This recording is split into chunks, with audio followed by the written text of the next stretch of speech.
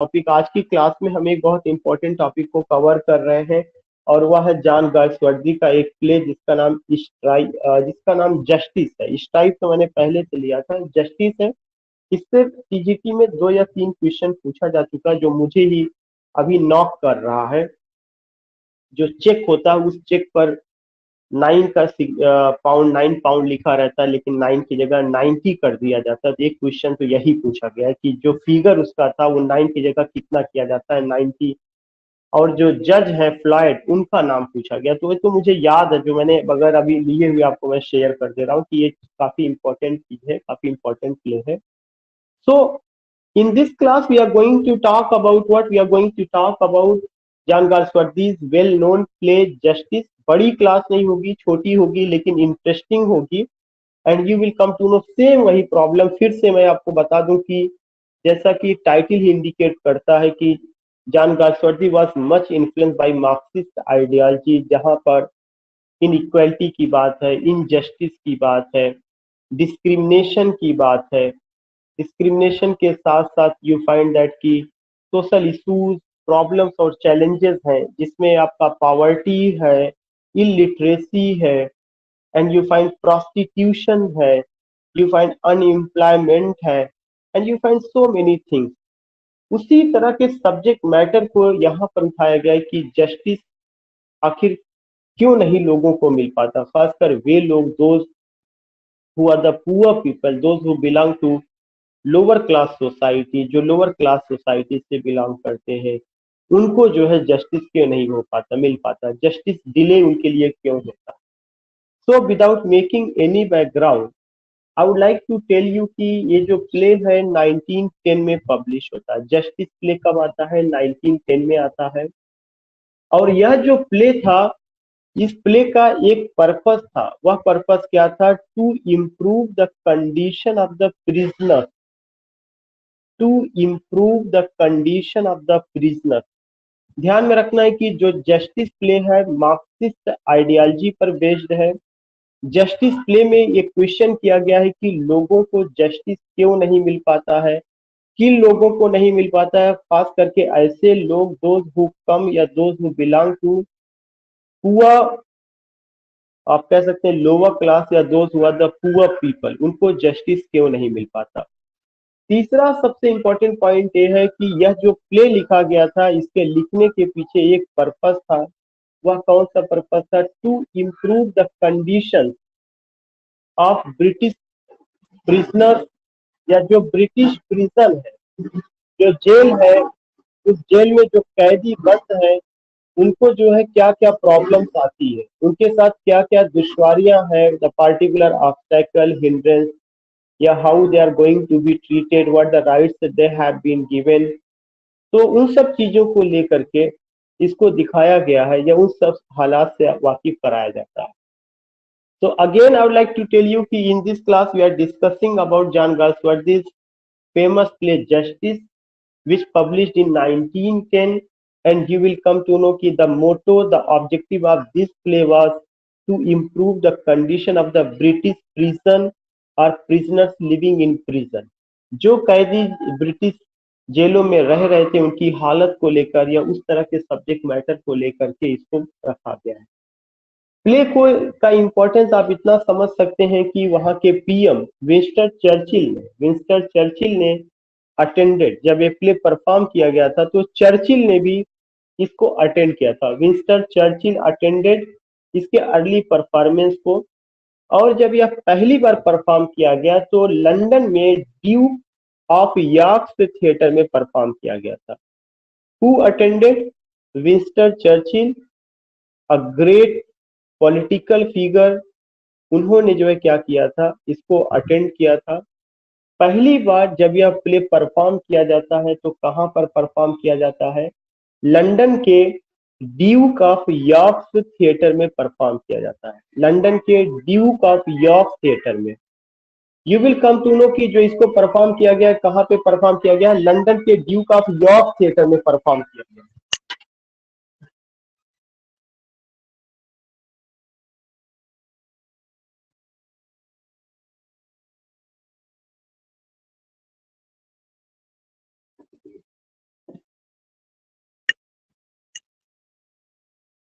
So you find that कि जो play का परफॉर्मेंस है कहाँ पर होता है, ड्यूक ऑफ यॉर्क थिएटर में, it was perform in London. और जो प्ले का ओपनिंग सीन है, अब जहाँ पे हम स्टोरी को, अभी तक तो हम लोगों ने प्ले का बैकग्राउंड कब आया, किसने लिखा, कब परफॉर्म किया गया, कहाँ परफॉर्म किया गया, किसने अटेंड किया, उसको लेकर के हम लोगों ने बात की है। हम लोगों ने जो बात किया हुआ है उनमें से एक इम्पॉर्टेंट बात ये की गई कि 1910 में पब्लिश होता है। विंस्टन चर्चिल ने इसके पहले परफॉर्मेंस को अटेंड किया और इसका जो मोटो या ऑब्जेक्टिव था वह क्या था कि to improve the condition of British prisons and prisoners. और पहली बार जब ये परफॉर्म होता है तो इंग्लैंड के ड्यूक ऑफ यॉर्क थिएटर में परफॉर्म होता है। अब सवाल ये उठता है कि इसकी स्टोरी क्या है, कैसे स्टोरी को लिया गया कि इसमें जो है ब्रिटिश प्रिजन और प्रिजनर्स की बात होती है। You will come to know कि जो प्ले है उसमें कई कैरेक्टर्स हैं लेकिन कुछ इंपॉर्टेंट कैरेक्टर्स हैं, और उन इंपॉर्टेंट कैरेक्टर्स को लेकर के मैं जिक्र करना चाहूंगा कि जो प्ले है, प्ले एक ऑफिस में, एक आप कह सकते हैं कि एक कंपनी है, उस कंपनी के ऑफिस में प्ले जो है शुरू होता है। जो कंपनी का ऑफिस है वो कहाँ पर है, James How and Sons solicitor.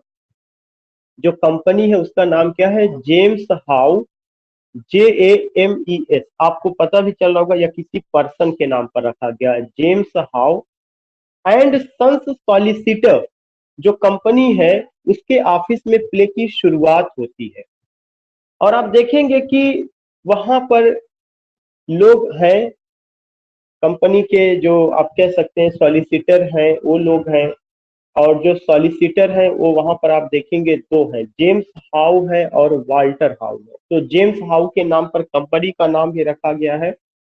James how company के सॉलिसिटर है, वाल्टर हाउ भी एक है, वो भी सॉलिसिटर है। इसके अलावा कंपनी के एक क्लार्क हैं जिनका नाम है रॉबर्ट कॉक्सन। रॉबर्ट कॉक्सन एक कंपनी के क्लार्क हैं। विलियम फाल्डर कंपनी के जूनियर क्लार्क है। ये चीज आपको ध्यान में रखना, बहुत इंपॉर्टेंट कैरेक्टर है, ये पूछा जा सकता है, पूछा जा चुका है। विलियम फाल्डर कंपनी के जो है क्या है, जूनियर क्लार्क है, कहानी इन्हीं से जुड़ी हुई है। स्वीडल एक ऑफिस बॉय है, SWEEDLE। मैंने मैटर भेजा था, जब आप उस मैटर को देखेंगे तो आपको पता चल जाएगा कि मैं क्या बात कर रहा हूँ, मैं कैरेक्टर को लेके बात कर रहा हूँ। स्वीडल ऑफिस बॉय है।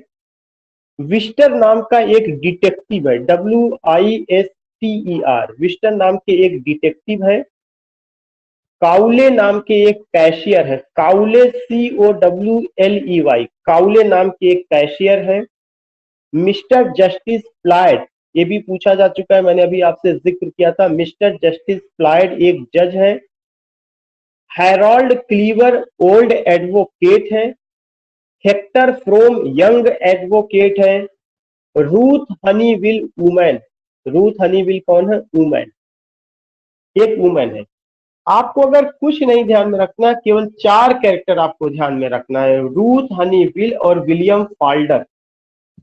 ये दो बहुत इंटरेस्टिंग कैरेक्टर है, इन्हीं पूरी कैरेक्टर्स को लेकर के कहानी गढ़ी गई है।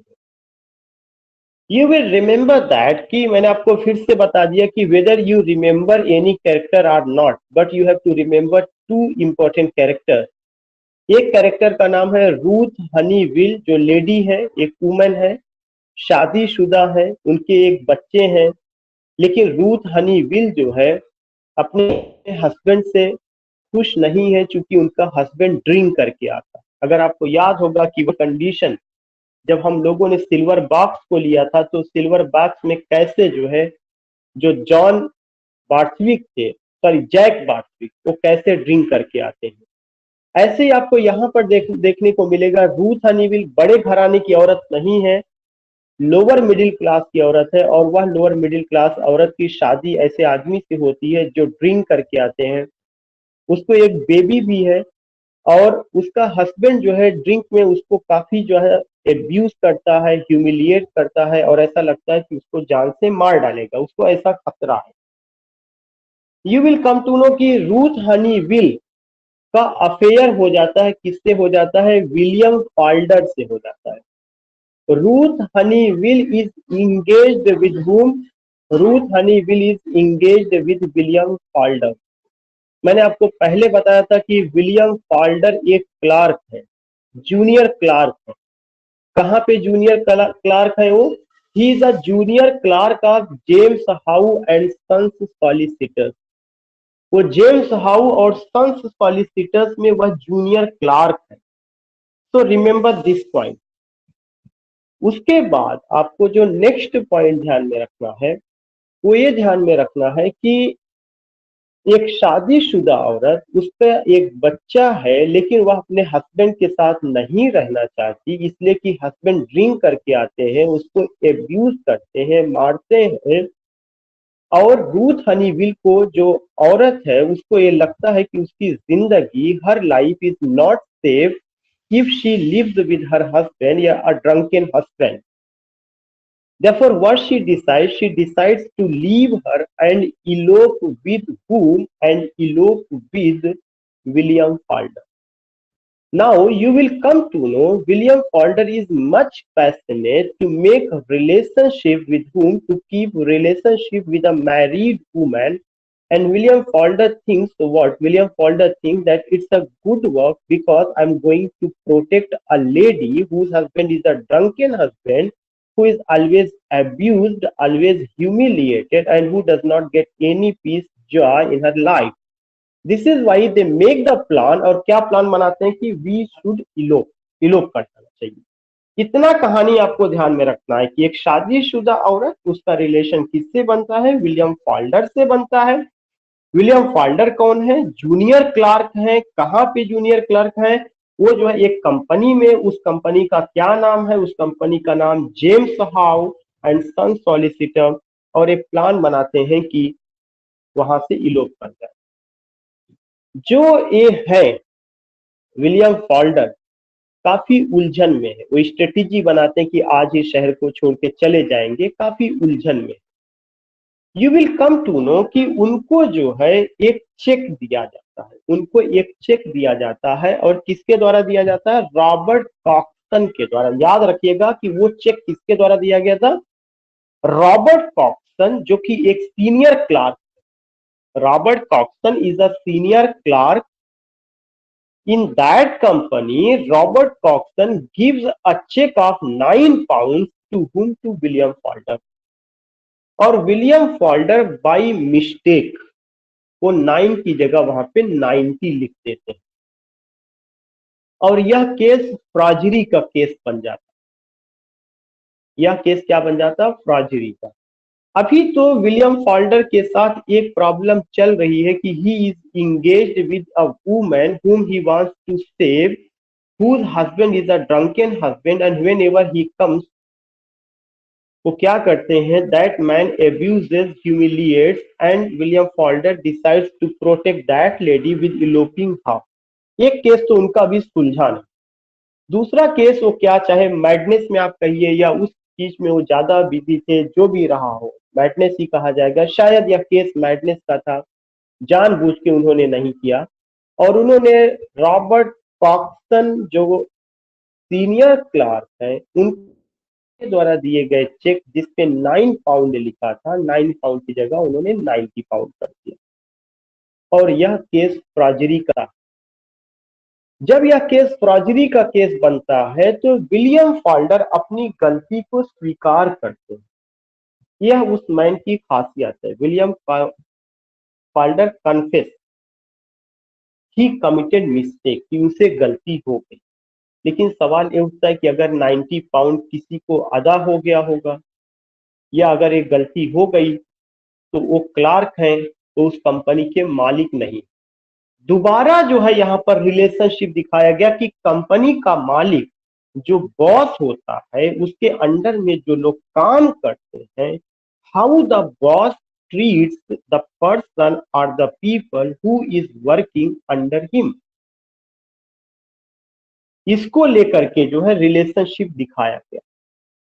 अब आप देखेंगे कि और जो लोग हैं उन सबकी सिंपैथी जो है किसके प्रति है? विलियम फॉल्डर के प्रति है। इवन जो सीनियर क्लर्क है रॉबर्ट कॉक्सन, वो भी कहते हैं कि अपनी गलती इन्होंने स्वीकार किया, इनको माफ कर दिया जाए। और इस केस को आगे ना बढ़ाया जाए। और भी लोग जो है इस चीज में यकीन करते हैं और तमाम तरह की दुहाइयां दी जाती हैं, और वो दुहाई क्या दी जाती है कि इसने जानबूझ करके नहीं किया, he didn't committed this thing knowingly or deliberately, but in madness he did this thing। लेकिन कंपनी का जो मालिक है, जिनका नाम जेम्स हाउ है, वो कहते नहीं, इट्स अ केस ऑफ फ्राजरी, और इस केस को वो पुलिस को सौंप देते हैं। पुलिस आती है, उनको गिरफ्तार करके ले जाती है। सो यू कैन अंडरस्टैंड, मैंने आपको पहले ही बताया था कि वर्कर्स का रिलेशनशिप अपने बॉस के साथ या वर्कर्स का रिलेशनशिप अपने मालिक के साथ, यह एक बहुत इंपॉर्टेंट पॉइंट है जो कि गाल्सवर्दी के लिटरेचर में या वर्क में आपको देखने को मिले। गाल्सवर्दी ने यहाँ पे दिखाया कि दोबारा बॉस ने वही काम किया जो, अगर आपको याद होगा कि चाहे जस्टिस आपने पढ़ा, चाहे आपने जो है द मैन ऑफ प्रॉपर्टी पढ़ा, या उसके पहले आपने सिल्वर बॉक्स पढ़ा, बॉस का क्या रोल होता है उस चीज को आप देख सकते हैं। केस पुलिस के हाथ में जाता है तो पुलिस जो है क्या करती है, इसको फ्राजरी का केस करती है और इनको गिरफ्तार करके कोर्ट में पेश किया जाता है। In court you will come to know what happens, you can understand. जब ट्रायल होता है तो उस ट्रायल में जो यंग वकील है, जिसका नाम मैंने आपको लिया हुआ था, हेक्टर फ्रोम, हेक्टर फ्रोम इनके फेवर में आते हैं, विलियम फॉल्डर की मदद करते हैं, लेकिन फिर भी विलियम फॉल्डर को क्या कर दिया जाता है, जेल भेज दिया जाता है। विलियम फॉल्डर ने अपनी गलती कर ली, मालिक ने कोई दया नहीं दिखाई, कोर्ट में सारी दलील रखी गई कि विलियम फॉल्डर ने गलती की है। गलती इसलिए हो गई है कि वह मैडनेस में थे, वह उस लेडी की जान बचाना चाहते थे जिस लेडी का हस्बैंड ड्रिंक करके आता है, उसको एक बेबी भी है। Now he is in relationship with that lady. अगर इनको अब सजा हो जाएगी तो उस लेडी को कौन उसके परिवार को चलाएगा, तमाम दलील दी जाती है, लेकिन जस्टिस ने उनको 3 महीने की सजा सुनाई, 3 ईयर, सॉरी 3 महीने की नहीं, 3 ईयर। अब चीज आपको ये ध्यान में रखना है कि क्या कोर्ट से उनको राहत मिलती है, you will come to know, no, उनको कोर्ट से राहत नहीं मिलती। 3 महीने का जब उनको सजा सुनाया जाता है, इस बीच में जो लेडी है रूथ हनीविल, वह सोचती है कि व्हाट विल आई डू। वह जो है अपने बदन को बेच करके अपना जीवन यापन करती है, अपने बच्चे का पेट पालती है, क्योंकि अपने हस्बैंड को वह पहले छोड़ चुकी थी और जिस आदमी के साथ वह रहना चाहती थी वह जेल में है। तो विलियम फॉल्डर के जेल जाने का मतलब यह है कि यह सिस्टम पर एक क्वेश्चन मार्क है। द मैन हु एक्सेप्टेड, या I did this things not deliberately, not knowingly, but by mistake I committed this particular thing, या I have done this thing not knowingly. You can understand कि the role of the company manager or boss, and you can also see the system in which they were living, कि जो boss है, जो system है, कैसे against में है, और उनके जेल जाने के बाद कैसे एक औरत हेल्पलेस है। भारतीय साहित्य में जो वर्ड यूज किया जाता है अबला, तो दुर्बल, वो चीज रूथ हनीविल में देखने को मिलता है। She sales her body only for surviving, अपने आप को, अपनी बेबी को जिंदा रखने के लिए। तो in this way you will come to know कि मैंने बार बार बताया है कि गाल्सवर्दी परियों की कहानी नहीं बताते हैं, परियों की दुनिया में नहीं ले जाते हैं, वो परियों की सैर नहीं कराते हैं। गाल्सवर्दी रियल इश्यूज को, रियल प्रॉब्लम्स को उठाते हैं। जब उसके बाद जो है क्या होता है कि वो वहां से जेल से छूट करके रूथ हनीविल, सॉरी विलियम फॉल्डर वापस आते हैं, तो उनको एक उम्मीद जगती है, ठीक है मुझे तो कैद जितना मिलना था, जो अपमान सहना था मैंने सह लिया, प्लीज मुझे माफ कर दिया जाए और दोबारा मुझे कंपनी में उसी पोस्ट पर रख लिया जाए। लेकिन कंपनी के मालिक का दिल नहीं पसीजता। You don't find that he has any sweet heart, he was not a kind hearted person, not a generous person, and you will come to know, वो कहते हैं कि मैं तुम्हें जरूर लूंगा उस पोस्ट पर, लेकिन एक शर्त है, जब तुम रूथ हनी विल को एकदम से त्याग दोगे। तो हर जगह प्रॉब्लम कौन आ रहा है? Ruth Honey will. अब रूथ हनी विल प्रॉब्लम है या रूथ हनी विल उनकी जो है जिंदगी बन चुकी है, यह चीज देखना है। अब यहाँ पर विलियम फॉल्डर कहते हैं कि जिस औरत ने मेरे लिए अपने हस्बैंड को छोड़ दिया, जब मैं जेल में गया उसने अपने शरीर को बेचा, क्या यह बेहतर होगा कि मैं उसको छोड़ दूं और इसलिए कि मैं उस नौकरी पर दोबारा मैं चला जाऊं? वो कहते हैं नो, नॉट एट ऑल।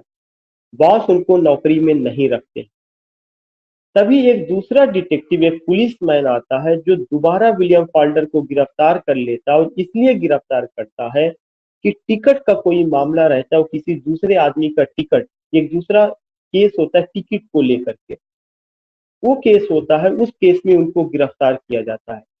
जब उनको गिरफ्तार किया जाता है वो इस सिस्टम से इतना निराश हो जाते हैं कि वो जो है क्या करते हैं, बिल्डिंग से कूद करके हत्या कर लेते हैं, आत्महत्या कर लेते हैं। So you can just see the system, you can just see the role of a man, you can just see the role of the boss, company वाला, सॉलिसिटर, जस्टिस फ्लाइट।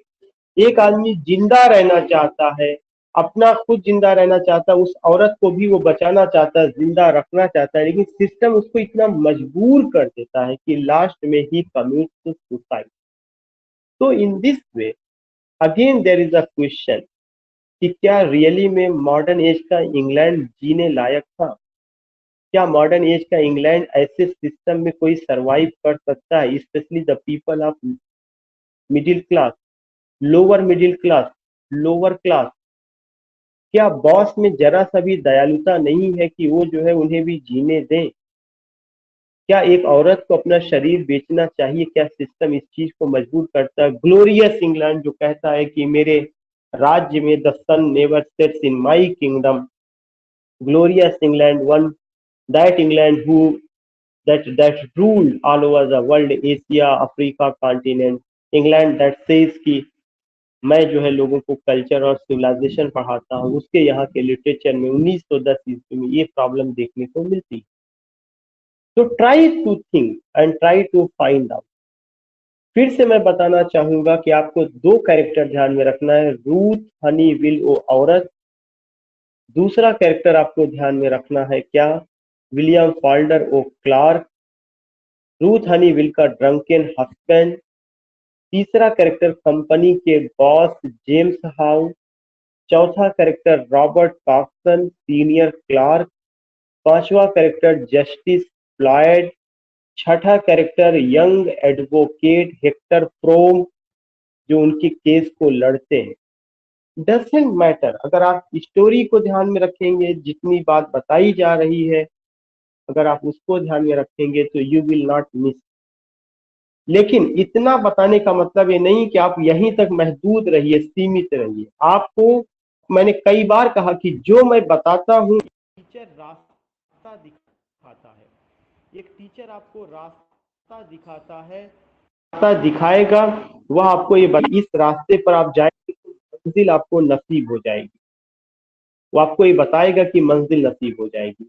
आपको ये करना है कि जाने के बाद फिर से इस स्टोरी को ऑनलाइन जहां पर भी आप पाइए और उसकी डिटेल्ड स्टडी कर लीजिए, क्योंकि एक स्टोरी, एक ड्रामा को जब आप मेरे साथ पढ़ेंगे और मेरे बाद अगर आप और उसको पढ़ेंगे तो आपको जा करके वो चीज और समझ में आएगी। जितना चल रहा, अगर आप इतना ही करते रहेंगे तो you will be able to crack that examination. Second point मैं ये चीज बताना चाहूंगा कि जहां तक सिंपैथी की बात है, तो जो उस पोस्ट पर रहते हैं कहीं ना कहीं उनकी सिंपैथी होती है। रॉबर्ट कॉक्सन की सिंपैथी किसके साथ थी? रॉबर्ट कॉक्सन की सिंपैथी विलियम फॉल्डर के साथ थी, लेकिन बॉस की सिंपैथी नहीं थी। तीसरा पॉइंट मैं आपको ये बताना चाहूंगा कि इसके अलावा जो जूनियर सॉलिसिटर है, जो वाल्टर हाउ है, वाल्टर हाउ की भी सिंपैथी विलियम फॉल्डर के साथ थी, लेकिन जो मेन मौलिक है, जो पैसे वाले हैं, जिनका डिसीजन सबको मानना था, उनकी सिंपैथी साथ में नहीं थी। और आप देखते हैं कि क्या चीज होता है।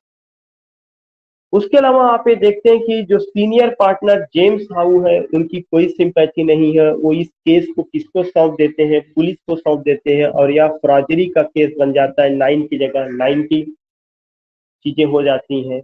हेक्टर फ्रोम जो यंग एडवोकेट है, वो जो है डिफेंड करते हैं फाल्डर को कोर्ट में, लेकिन फिर भी फाल्डर को 3 इयर्स का पेनल सर्विट्यूट दिया जाता है। फाल्टर जैसा मैंने बताया कि लास्ट में सुसाइड कर लेते हैं, क्योंकि he was not happy with the existing system से सहमत नहीं थे। अब अगर आप इसके बाद जाएंगे तो you will be able to do something extra. मैं फिर से कह रहा हूं कि आज ही बगैर डिले किए हुए ऑनलाइन गुड रीड्स पर, यार्क नोट्स पर, विकीपीडिया पर ये सारे जो है इसकी स्टोरीज मौजूद है।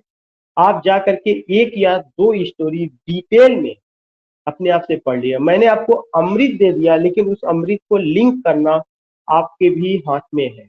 और केवल इसी का नहीं, जितने और भी पॉइंट्स हैं, जितने और भी मैंने ड्रामा पढ़ाते चल रहे हैं, क्योंकि मैं आपको उनमें से छान करके निकाल के रिटर्न दे रहा हूँ, उसको मैं एक्सप्लेन कर दे रहा हूँ। बट अगर आप स्टोरी को दोबारा पढ़ेंगे तो आपको कुछ ना कुछ नया पॉइंट मिलेगा और स्टोरी आपको और समझ में आएगी। ठीक है, we will meet tomorrow, not tomorrow, कल तो नहीं मुलाकात होगी मॉर्निंग में,